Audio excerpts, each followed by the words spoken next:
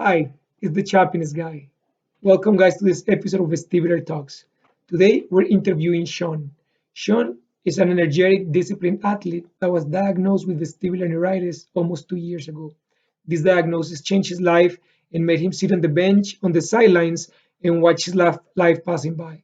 Sean decided to take the steps into his hands in order to get healthy again, and he decided to make the necessary changes, like changing his diet, for example, in order to get better. Now, 2 years later, Sean is back playing the game that he likes. He's back taking control of his life.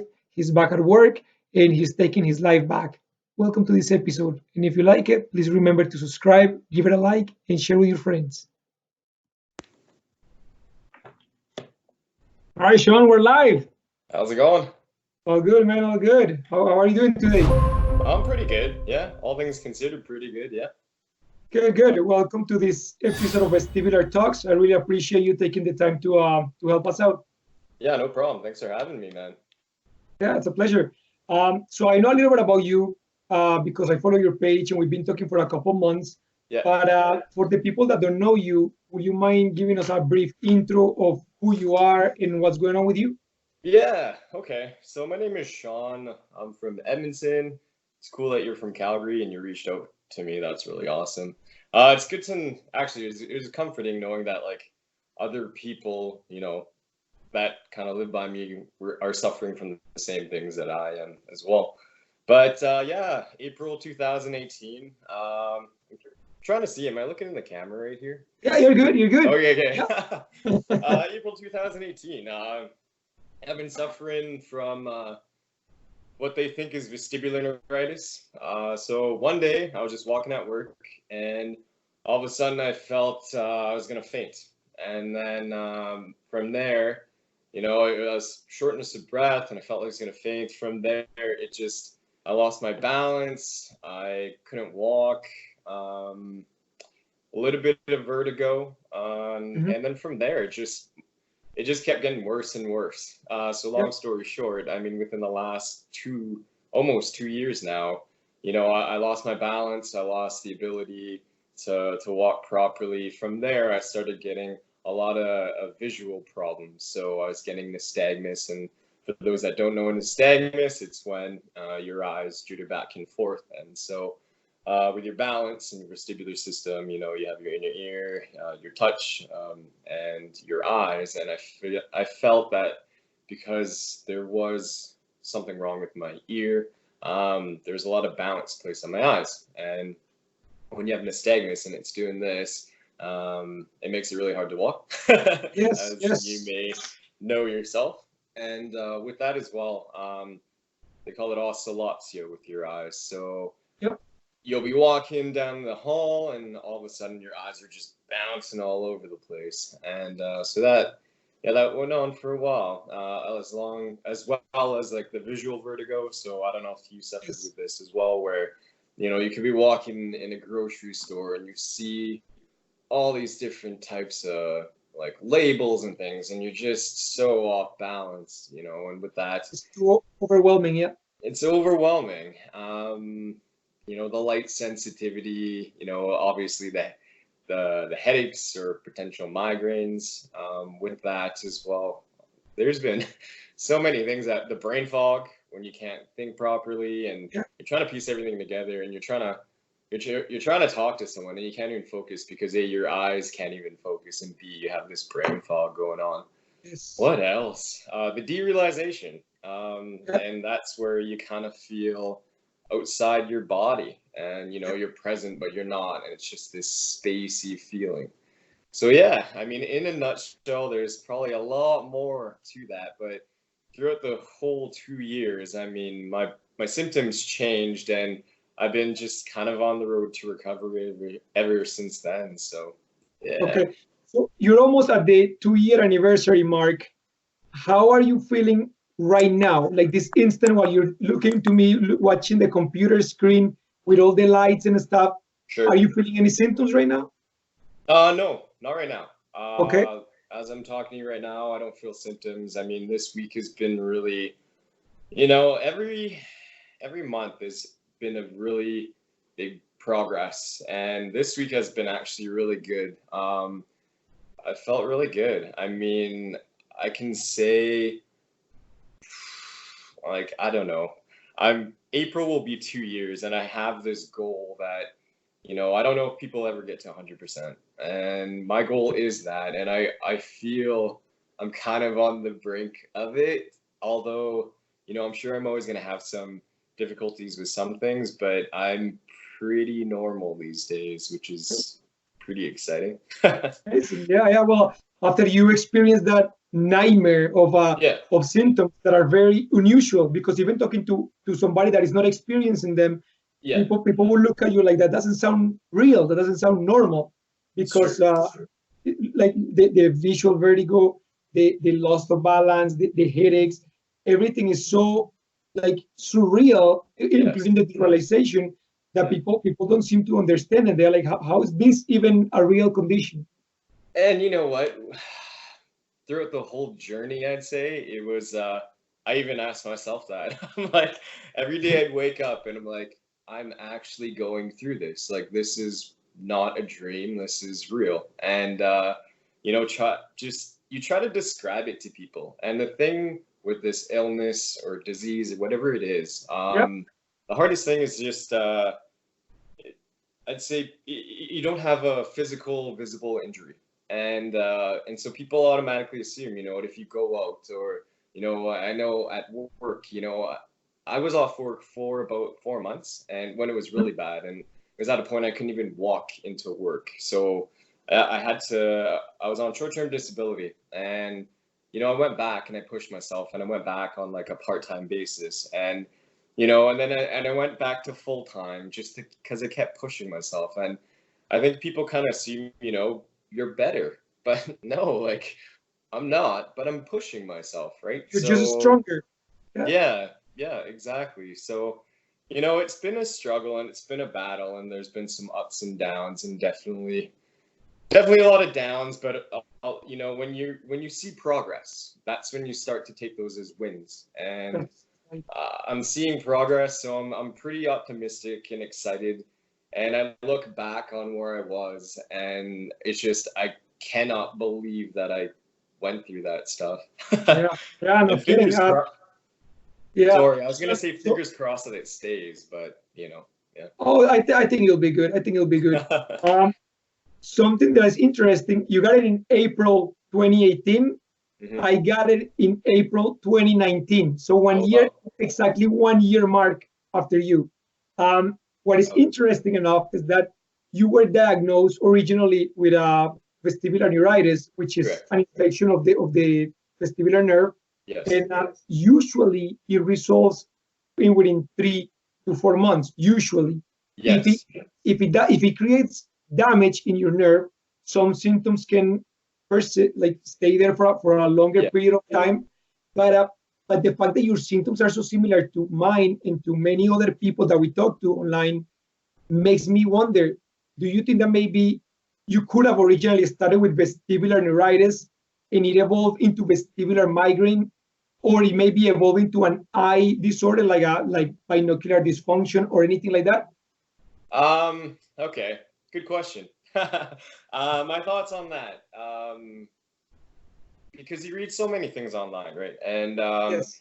so my theory on that, so they always say vestibular neuritis, it could resolve in 3 months, right? So I was Yes. banking on my GP originally said it's either 3 weeks or 3 months, and unfortunately mine was a little bit more chronic and long term. My thoughts on that is that okay, so vestibular neuritis, whether I think mine was a viral infection. Mhm. So I feel that that actual virus lasted probably 3 to 4 months. However, it did the damage. It messed with my vestibular system. It messed with the pathways and everything. And I Yeah. seen one vestibular ophthalmologist, and she said she deals with concussions and viral infections and things like that.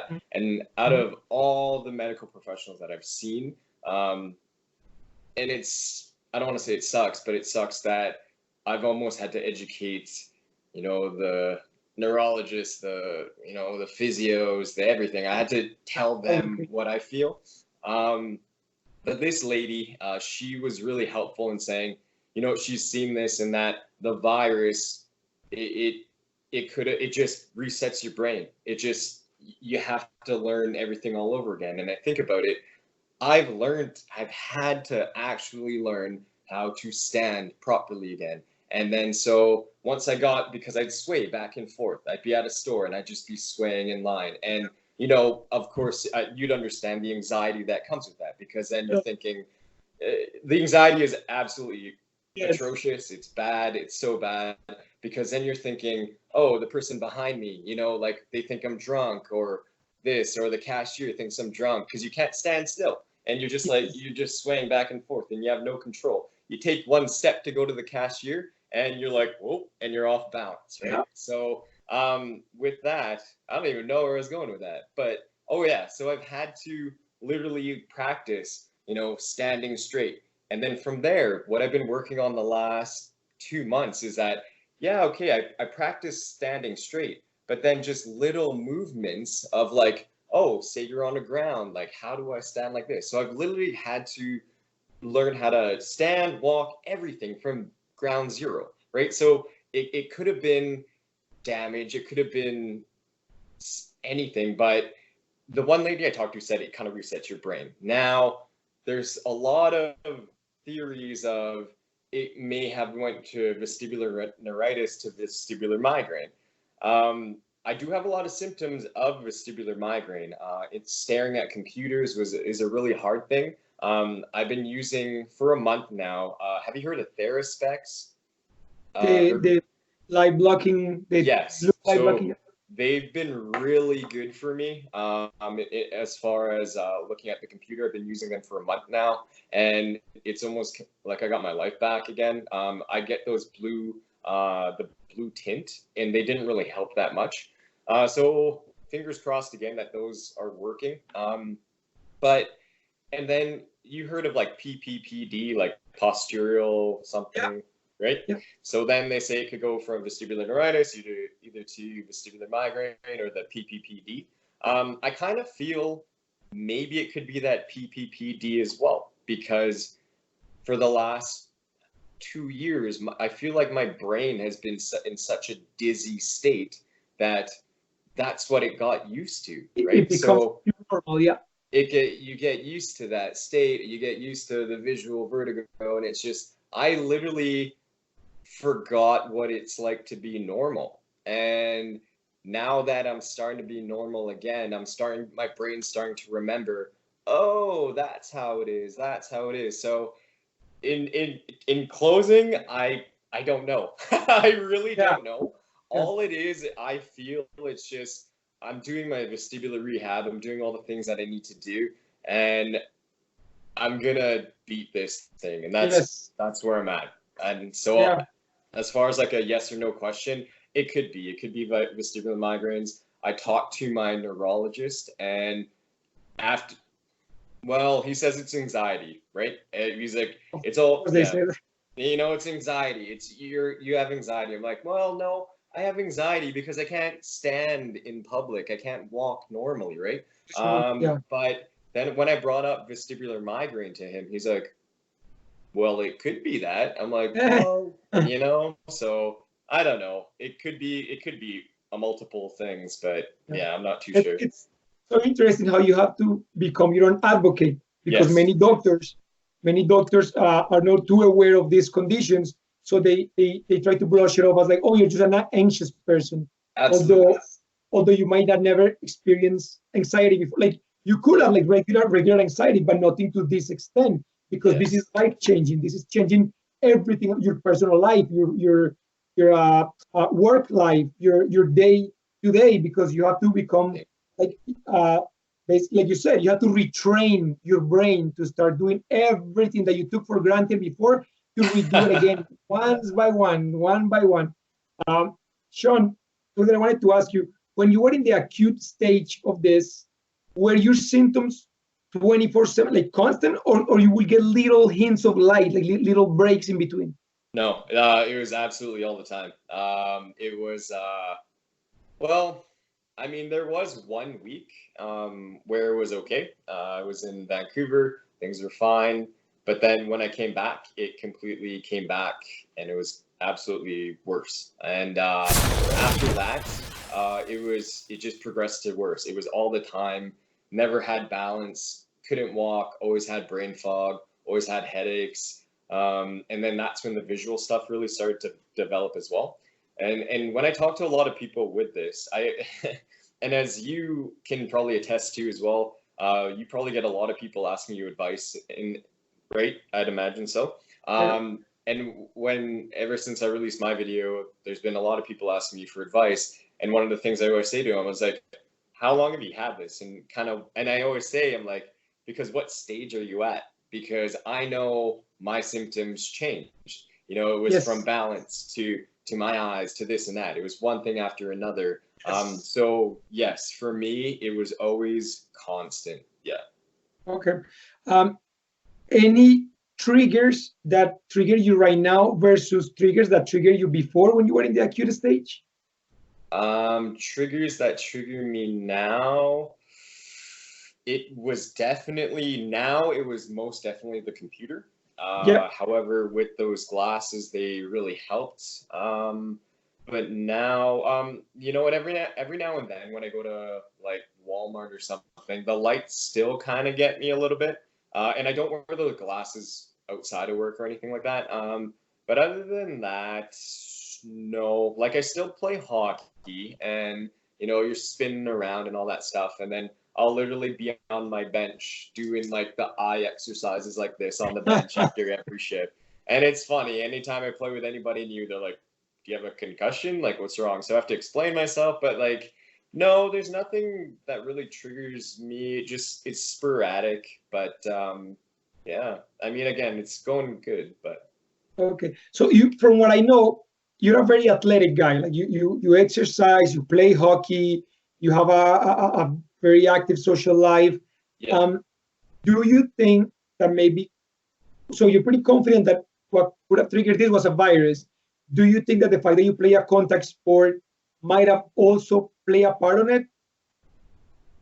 That I play a contact sport. Like a concussion type of thing? Like maybe it will make your vestibular system more susceptible to this virus to come in and do all this damage, you think, or no? Mm, like I had concussions as a kid, Uh-huh. and like not anything crazy where it was really bad. It's just you had to sit out a day or so. But I don't recall like getting hit in the head or anything like that. Like everybody asked me, was like, "Did you hit yourself?" And I'm like, "No, I don't think so." So Yeah. the one thing, actually, I don't think I've ever like. Should I go into like the Epstein-Barr virus and what I believe actually hit me? If you like, yeah. Well, Okay, I this is entirely what I think happened, and based on the research and everything like that. When I was off for 4 months, all I had was nothing to research what happened. But so yeah. they say there was one study that showed, uh, I think it was on someone that passed away. They opened up his inner ear and saw what virus can actually go up to your inner ear, and it's the Epstein-Barr virus. So I'm sure you know what it is, but for other people, if you don't know, that's the same thing as chickenpox. That's the same thing as mono. That's the same thing as shingles. And once you get it, you have it for life, but it can go dormant your whole life. Yeah. And so that virus can cause many things: fatigue, fibromyalgia, I think that's what it's called, Yeah. but it can cause a Yeah. lot of things. Um, Leading up to me getting sick, I I wasn't eating healthy. I wasn't sleeping good. I just had too many things on the go, Yeah. and I feel so. I think I was at a point I wasn't healthy. One thing that like I never get cold sores, but I got this really bad cold sore. So meaning that could have been stress, that could have been whatever the virus is of like cold sores or whatever, right? So, but and I got a cold sore that it didn't go away for like 3 weeks, right? And even my girlfriend was like, "Oh, that's a gross cold sore." So, and people that I've read in the groups, they're like, "Yeah, I had this cold sore too." I also noticed like my hair, like my head was like scalpy and flaky, and this was like a Yeah, week leading up to getting sick, and then leading up to the days that I did actually when it hit me. I remember maybe for about 5 days leading up to it, I'd look in the mirror and can see myself, and I'd be like, you don't look so good. Something is gonna hit you, and I don't know what it is. Like I visibly looked sick, and then bam, and then it just hit me. So for me, I really feel it was that Epstein-Barr virus. And ever since then, I mean, the positives of this thing is that I am eating healthier yeah. and being healthy. And yeah, so It's it's hard to go back and pinpoint ground zero of what caused this because yes, you're right. It could have been the Epstein-Barr virus. yeah, The problem with that is that there is no official test that could no, diagnose if the Epstein-Barr is still in your system yeah, because it kind of hides, it kind of goes dormant yeah, behind your own immune system.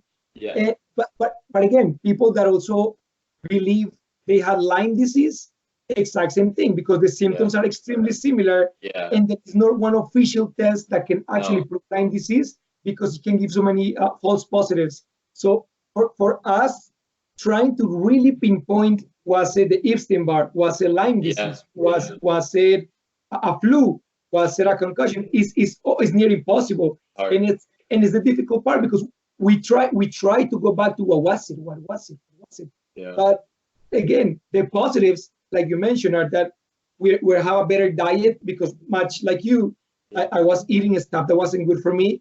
Yeah. I was taking life for granted. I Yeah. was staying up all hours of the night, not getting proper sleep.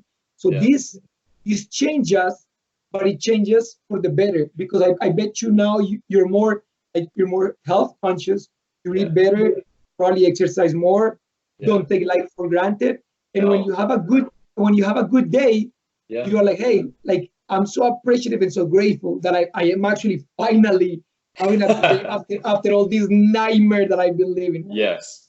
Sean, something one of the reasons why I wanted to talk to you mainly is because I believe you're a success case. Yes, you might not be at 100%, Yeah. but you are way further than many people are.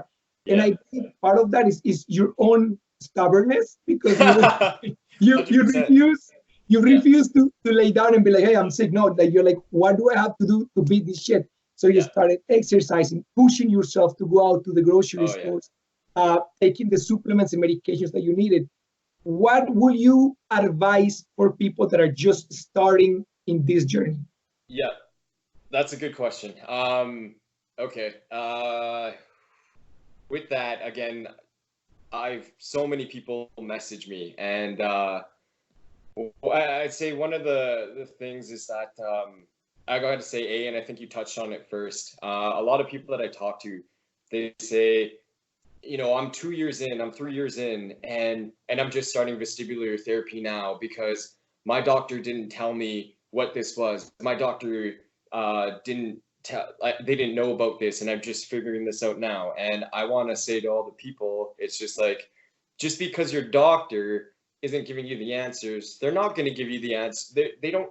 If I feel with everybody that I've dealt with the doctors, if I'm not, they'll test. I got like brains, CT scans to see if I had like a brain tumor, everything like that. They're gonna rule out that you're not dying. And then everything else, you need to be an advocate for yourself, and you need to look up your Yes. symptoms, and you need to. So first and foremost, be an advocate for yourself and present information. Go out on those Facebook groups, look up symptoms, type in keywords, and try to find out what you might have and present it to your doctors. And I want to say that first and foremost.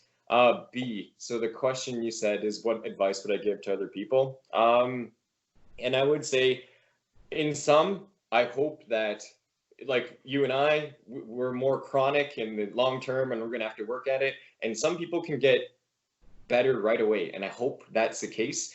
But for others, I think once you accept that this might be a little bit more long term, that's when you'll really start to grow and get better, I feel. And that's the biggest thing for me when I start to accept that, hey, this is long term and I have to work at this, that's when I started to feel better. So another thing, there's not a quick, other people say to me, well, what else did you do? What else did you do? And I think they're thinking that I had a magic pill that I was getting better. I was like, no, what I did was I went out and did things and I wanted to regain my life back. I'm not gonna, and like you said, my own stubbornness, I'm like, I got dealt a shitty hand, but I'm not gonna let this destroy my life. Like you as well. I'm an outgoing person. I like to be out. I'm like, shit, this sucks. I'm gonna go get my life back. So I'm gonna do the things I need to do. I'm gonna do my vestibular exercises. I've literally done vestibular exercises an hour a day for almost the 2 years. You know, there'll be days where I'll miss it because I'm going out and doing something, right? But I've stuck to it. And I think for people, I think they give up easy if they're not seeing the result in 3 days or 4 days or 5 days. So I want to say that this thing isn't measured in days, it's measured in weeks, it's measured in months. So you got to keep active and you have to keep going and write a journal. You know, the biggest thing is that you can see your symptoms and where you're at. See where you are a month from now, 2 months from now, 3 months from now. So make a journal and just honestly, you have to believe that you're going to get better. If you don't believe in yourself that you're going to get better, I don't think you're going to get better, because then you're not motivated to do exercises or anything like that. So you just honestly have to believe that you are going to get better. So that's true. That's true. And yeah, you're right. Be consistent with the exercises and the therapy. Sean, something that I find interesting is that many people in Canada and the United States that have this same condition or similar or whatever, it happens in between March, or they've gotten it between March and around August. It's like the window frame. So it makes me believe that because of the change of temperature for us in North America, from going from winter to like more warmer temperatures, like spring and summer, it might wake up whatever viruses are out there, or it might change something in our immune system that we become more vulnerable to, and that's why these things trigger. So many people like you and I get it in March, April, and May. So I was going to ask you, like, do you think there is an environmental factor that plays in this, and why this gets triggered mostly in those seasons, or is just pure coincidence that it could be happening in those times? I never thought of that. Maybe, and that's true. I mean, I've actually talked to people where they're like, yeah, usually around April or May, that's when I get vertigo or something like that. So yeah, there very well could be. That's interesting. I've never pieced that together. There could be something to that. Yeah, I've never thought about that. So yeah. When you were younger, before this hit you, were you because, for example, in my own specific case, before this hit me full on, I could never watch like a 3D movie. Like anything that was 3D, it would make me kind of like, ugh. But it would last maybe a couple of seconds. I'd be like, oh, that's weird.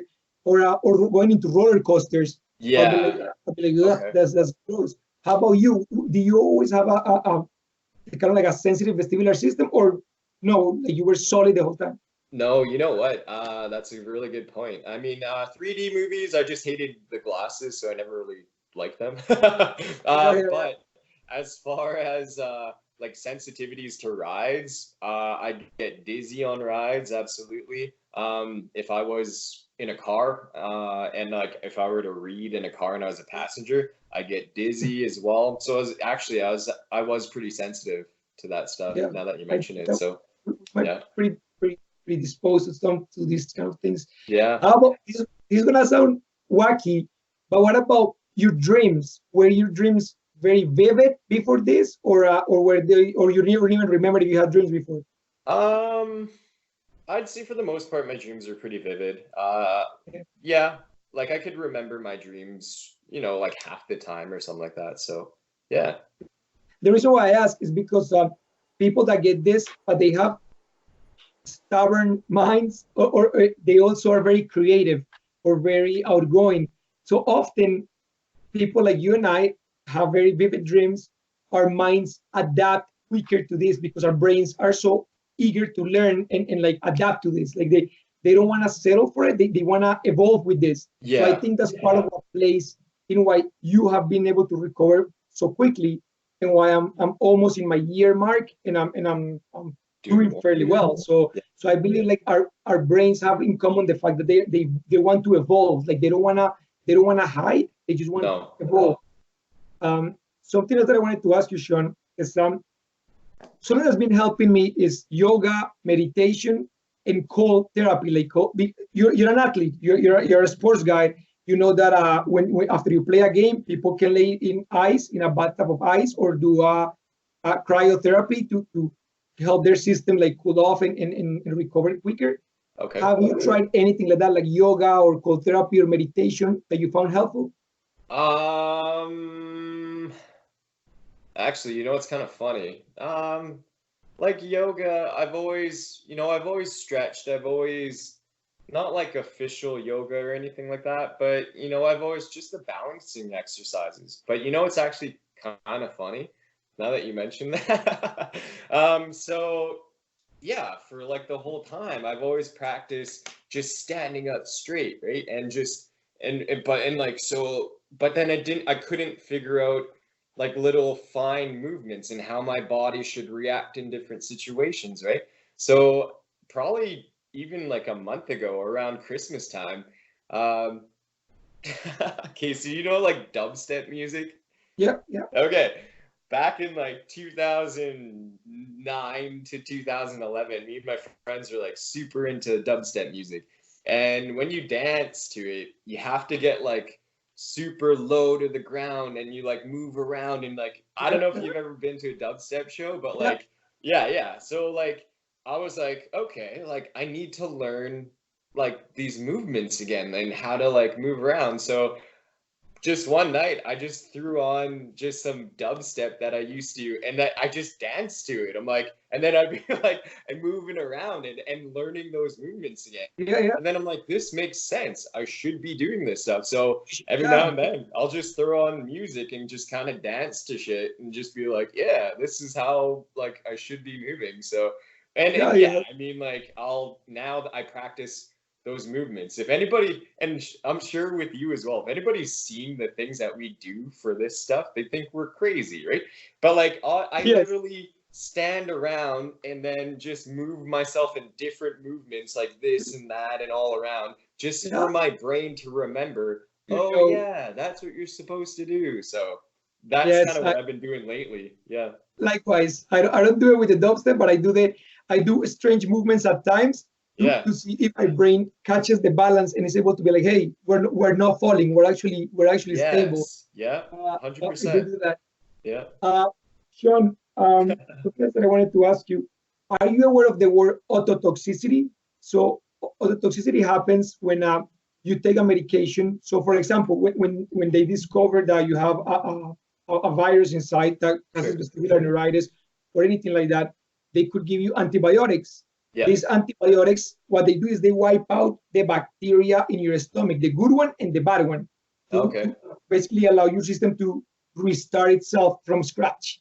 Okay. What this does is that by getting rid of the good bacteria as well, it can debilitate your vestibular system. Some people have gotten these conditions after taking medication for a cold or for a virus or for anything like that. You don't recall you taking any medication prior to this, even for the cold sore that you had, like nothing that you took that could have maybe triggered it. Good question. Mm, I did take. So when this all started, I was doing anything to like I was like, oh, I researched and maybe it's your ear, maybe your ear's clogged. So unfortunately for me, I was sticking like I thought maybe could have been earwax too. So I was sticking like I went to like a Q-tip? natural health store and she's like, yeah, put some like garlic oil in your ear or something. I was like, yeah, okay. So I put that in my ear and I think it like burnt my ear and I was like, holy shit. So I couldn't hear out of it. And I was at work and I said to my manager, I was like, okay, like I think I made things worse. I need to see a doctor right away. Like I can't even hear out of my ear. So I couldn't get into my GP, so I went to a Medi center, and but I even remember like things were bad. I couldn't even sit in that Medi center. Like the lights are just so much and so bad. But he did give me a round of antibiotics that day. I do remember. Yeah, yeah. But But again, it's funny because if you try to think, so many things can contribute yeah, to this. Like the weather could have been those pills, could have been the viral infection, could have yeah, been. yeah, That's why it is so important to do a holistic approach in healing. Like yeah, you do your VRT therapy, you take your supplements, you exercise, yeah. you meditate to calm the anxiety down. Because as you know, this creates a lot of anxiety. And if you don't calm that down, your body won't heal because you're No. constantly on fight, flight, or freeze. You're constantly like in high alert, red alert. Yes. So yeah, so it's very important to do that. Yeah. Now that we're talking about medication, Sean, any medication that the doctors gave you to kind of like help alleviate your symptoms with this? Yeah. So my neurologist, because he thought it was anxiety, he prescribed me clonazepam. So it was a Mhm. real small dose, and that helps with anxiety. And a lot of people say they're like, well, don't take like benzodiazepine or whatever, benzos or Yeah, whatever. So I think yes. they're talking more about like Valium and things like that because it could delay compensation. But I the anxiety was so bad that I needed it. I know I needed it, and it helped. Um, so I see him, and I guess I haven't told him that I've been doing this, but I've just kind of weaned myself off. Like I think he still wants me to take like a 1.5, but like High dose. over the Christmas break, I just weaned myself off of it. I'm like, I probably should You have know your told him. body. Yeah, Yeah, you know your body better than anybody else. So you will know if you need to yeah. decrease it. And Yeah. so people ask, they're like, the anxiety, how do you deal with it? So now that I don't need medication for the anxiety, it's all about confidence now. I go outside, I'm like, no, I practice my exercises at home. I'm confident I can do this. So it's just the more confident you are in those environments, the less anxiety that you do get. And I find I'm like, I don't need those medications anymore. Like I have a good control over my anxiety now. So yeah, it's been going pretty good. One of the biggest questions that I get asked all the time is derealization. So Yeah. many people ask me, "Oh, like, does it ever go away? Does it ever go away?" For me, it has. Yes, it comes back sometimes, but I'm not afraid of it. I use it Yeah. to my advantage. When it hits me, and I feel that I'm in like a dream like state, like it's Yes. real. Yeah. I do a heavy workout or I go running, and Yeah. then my body is like, or I start laughing. I start laughing, Yeah. and then my body's like, "Oh, okay, well, no need to be in that state." So it starts getting back to normal. How about you? Have you found normalcy again, or is it always there still? No, I'd say it hits me like less than once a month. Yeah, I haven't really had it for a while. I think it was more in the acute stages that it yeah, was so bad. It was absolutely so bad. And but or if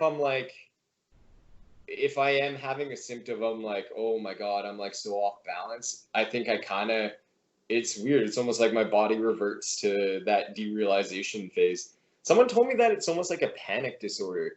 it's And I could kind of see it being like that. It's like you're so off balance. You're in this big open area, and then I'm having this anxiety attack, and then it turns to this derealization, and then you're just like, oh my God. But I haven't had that in a while. So I but have had people ask me, what did you do? And I honestly don't know what it could have been that made it go away. it's Sean. What my neurologist said is that derealization is a normal state of the brain that when in a really stressful situation, when it panics, it kind of like pulls back to kind of like keep itself safe. Oh, okay. So it creates this kind of like bubble dream like reality to be like, okay, like I'm not gonna let the external things affect me. Like so Yeah. you pull back into like almost like your soul is outside your body type of thing. So it's Yeah. It's yeah. But once your brain calms down again, then your brain is like, oh, okay, there is nothing harming us. So it comes back into reality. yeah. So it's so that's what people need to understand, that it is a state of panic, but you can eventually get out of it. Yeah, yeah. And you know what? I think maybe just I haven't had it in a while because I'm getting control over things. So I haven't been panicking, I guess. So yeah. Yeah. Uh, your biggest supporters, who are they? Like who were the people that were there for you, that believed in you, that didn't judge you with this, and that say, hey, you know what? I understand what you're going through, and I'm gonna be here for you. Who are they? Um, Obviously my girlfriend. You know, my family was always there. My grandma, she called me a lot. Y- I think, and actually, like my coworkers and yeah, my family, my manager, my old manager, she was like the best. She was actually because you know, like I'd be in her room and she knows like I could how productive I could be at work and like I just couldn't function.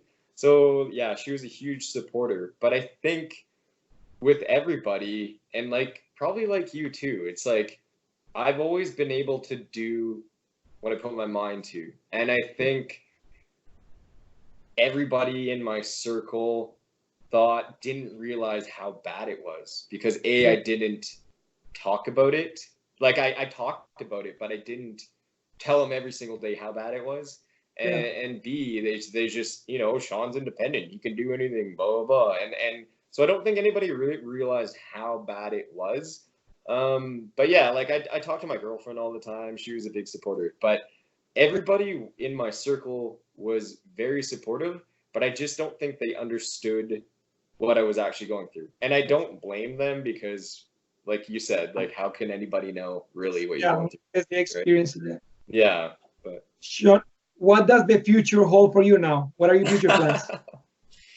I don't know. I mean, leading up to this, I just kind of had, yeah, like you, I'm sure it's like I was just an ambitious person.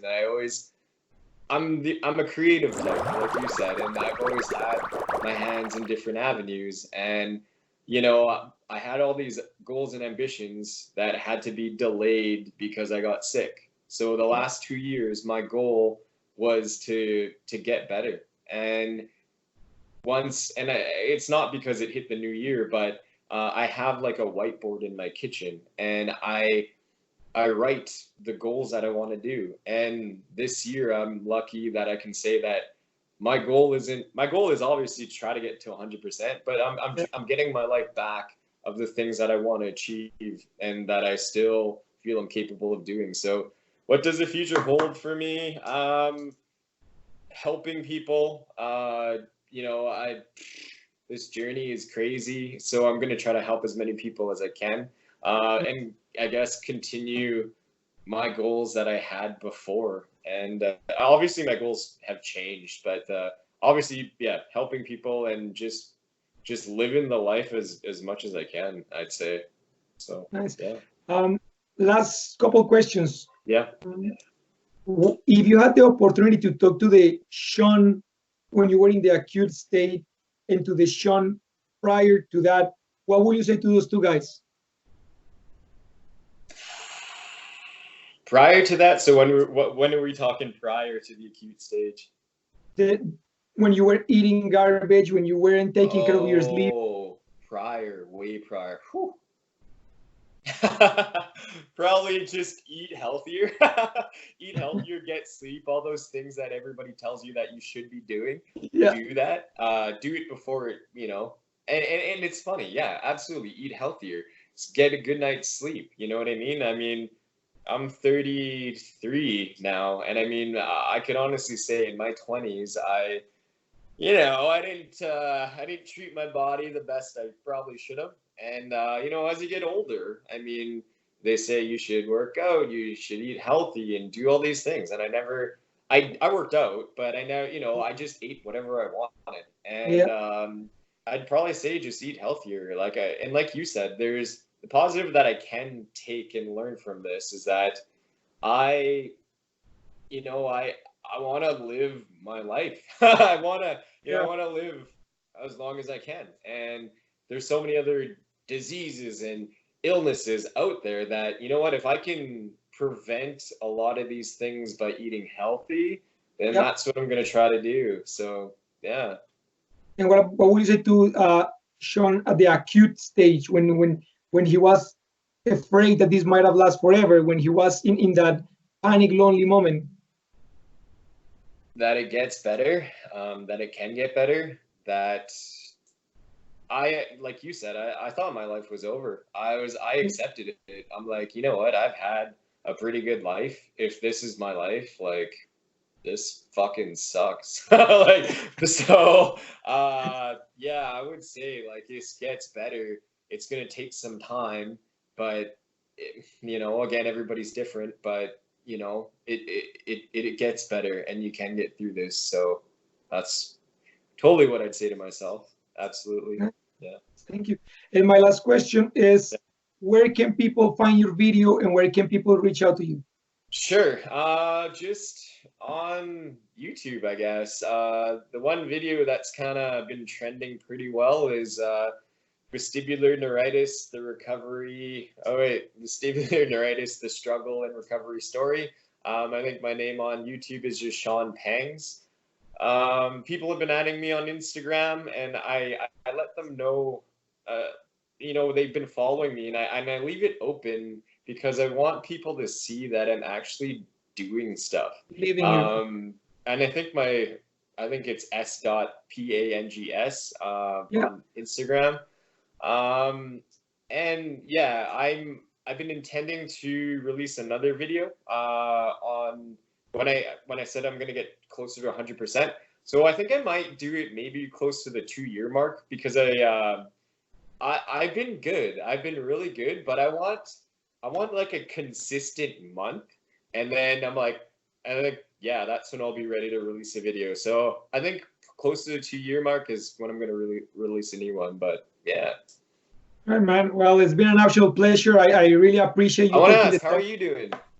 I'm doing okay. I'm doing good. I'm recovering, but I am much like you. I refuse to let this thing defeat me. So I go out. I run races. I exercise. I eat healthy. I even when I'm not feeling good, I still like talking to you right now. The world feels like it's tilting, Oh and no. no, but you know what? It doesn't matter to me because I'm having fun chatting with you and I'm focusing on that. So I'm enjoying this. So it teaches people, you know what? Yeah. As shitty as it gets, don't let it get you. You're stronger than this. So 100%. And yeah, if I can summarize anything, it's like, don't let this shit defeat you and get your life back. Honestly, yes, it's possible. So yeah. that should be your motto. Get your life back. I like Get that. your life back. Seriously. Absolutely, man. All right, Sean. Well, it's been a pleasure. You have a new friend here. And yeah, I hope we can catch up again soon and keep going at it, keep recovering, man. You too, man. Yeah, thank you, man. All right, take care, Sean. Bye. Cheers.